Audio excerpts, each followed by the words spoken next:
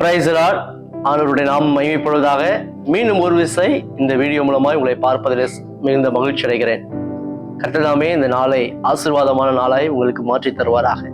இந்த நாளுடைய தியானத்துக்கு ஒரு வேத வசனத்தை வாசிப்போம். லூக்கா எழுதின சுவிசேஷம் 6வது அதிகாரம் 38வது வசனம்.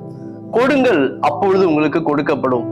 அமுக்கி குலுக்கி சரிந்து விழும்படி நன்றாய் அளந்து உங்கள் மடியிலே போடுவார்கள். நீங்கள் எந்த அளவினால் அளக்கிறீர்களோ அந்த அளவினால் உங்களுக்கும் அளக்கப்படும் என்றார். கொடுங்கள், அப்பொழுது உங்களுக்கு கொடுக்கப்படும். நம்முடைய தேவன் நமக்கு ஏராளமான காரியத்தை கொடுத்திருக்கிறார், கொடுத்து கொண்டே இருக்கிறார். அவர் நம்மிடத்திலிருந்து எதையும் எதிர்பார்ப்பதில்லை. ஆனால் அவர் மீது வைக்கக்கூடிய அன்பை வெளிப்படுத்தக்கூடிய ஒரு முக்கியமான செயல் என்பது கொடுத்தல் ஆகும். இந்த காலவேளை கொடுத்தலை பற்றி சில காரியங்களை கற்றுக்கொள்ள இருக்கிறோம். அதில் முக்கியமாக வேதாகமத்திலிருந்து ஒரு சிறிய நபருடைய வாழ்க்கையிலிருந்து சில காரியங்களை கற்றுக்கொள்ள போகிறோம். வேதாகமத்தில் நமக்கு தெரிந்த ஒரு சம்பவம், 5 அப்பம் 2 மீன், அதை கொண்டு ஆண்டவர் 5000 புருஷர்களை போஷித்தார் என்று பார்க்கிறோம். இந்த அற்புதம் நடந்ததுக்கு முக்கியமான காரணம் அந்த கூட்டத்தின் நடுவில் இருந்த ஒரு சிறு பையன். அந்த சிறு பையனுடைய வாழ்க்கையிலிருந்து சில காரியங்களை கற்றுக்கொள்ள போகிறோம். முக்கியமாக அந்த சிறு பையனிடத்தில் இருந்தது மொத்தமே இருந்தது 5 அப்பமும் 2 மீன்கள் தான். ஒருவேளை காலையிலிருந்து சாயங்காலம் வரைக்கும் தேவனுடைய போதனையை கேட்டுக்கொண்டே இருந்த அவனுக்கு அது பசி அதிகமா இருந்திருக்கும். அந்த பசிக்கு அந்த உணவு அவனுக்கே போதாமல் பற்றாக்குறையாக தான் இருந்திருக்கும். ஆனாலும் முதலாவது அவன் செய்த காரியம், தன்னிடத்தில் என்ன இருக்கிறதோ அதை தாராளமாக கொடுத்தான். இந்த காலை நேரத்திலே நாம் கற்றுக்கொள்ள வேண்டிய இந்த சிறு பையனுடைய வாழ்க்கையிலிருந்து கற்றுக்கொள்ள வேண்டிய முதலாவது காரியம், உங்களிடம் என்ன இருக்கிறதோ அதை தேவனுக்கு என்று உற்சாகமாய் கொடுங்கள். நிறைய நேரத்துல என்கிட்ட எதுவுமே இல்லையே, தேவனுக்கு கொடுக்கணும்னு ஆசை, கர்த்தருடைய பணிகளுக்கு என்று கொடுக்கணும்னு ஆசை, பிறருக்கு உதவி செய்யணும் ஆசை, ஆனா என்கிட்ட எதுவுமே இல்லையே, கொடுக்கக்கூடிய அளவு எனக்கு எதுவுமே இல்லையே அப்படி நிறைய நம்ம புலம்பிட்டு இருக்கோம். இல்ல நல்லா உட்கார்ந்து நீங்க ஆராய்ச்சி பண்ணி பாத்தீங்கன்னா, பிறருக்கு கொடுப்பதற்கு, தேவனுக்கு என்று கொடுப்பதற்கும் ஆண்டவர் உங்க இடத்துல சில வளங்களை, சில ரிசோர்சஸ் வச்சிருக்கிறார். உங்களிடத்தில் என்ன ரிசோர்சஸ் இருக்குதோ, அதை உங்களிடத்துல என்ன இருக்கிறதோ அதை தாராளமாய் பிறருக்கு கொடுப்பதற்கு, தேவனுக்கு கொடுப்பதற்கு நீங்கள் முன் வாருங்கள். இந்த சிறு பையன் தன்னிடத்தில் மொத்தமே இருந்தது 5 அப்பம் 2 மீன்கள் தான். ஆனா அதையும் கொடுப்பதற்கு, தேவனுக்கென்று கொடுப்பதற்கு இவன் ஆயத்தமா இருந்ததினால் கர்த்தர் அவனை ஆசீர்வதித்தார். அவன் கையில் இருந்த அந்த கொஞ்சம் உணவை ஆசீர்வதித்து அநேகர் சாப்பிட்டு திருப்தி அடைந்து மீதியும் எடுக்கக்கூடிய அளவுக்கு அதை பெருக செய்தார். எனவே உங்களிடம் என்ன இருக்கிறதோ அதை தேவனுக்கென்று உற்சாகமாய் கொடுக்க முன்வாருங்கள்.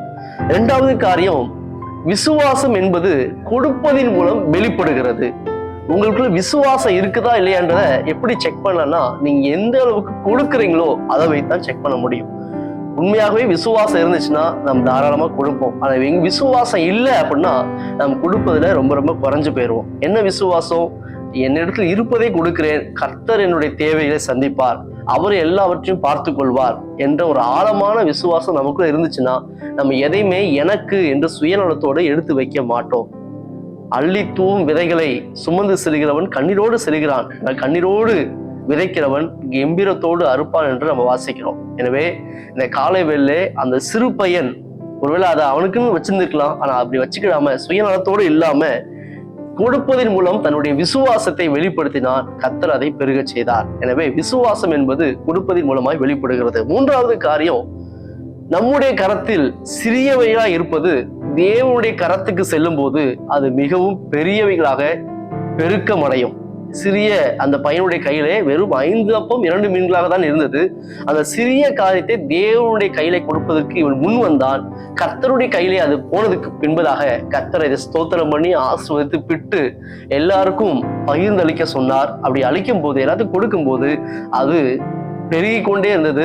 எல்லாரும் சாப்பிட்டார்கள், திருப்தி அடைந்தார்கள். மீதி 12 கூட நிறைய மீதமும் எடுக்கப்பட்டது.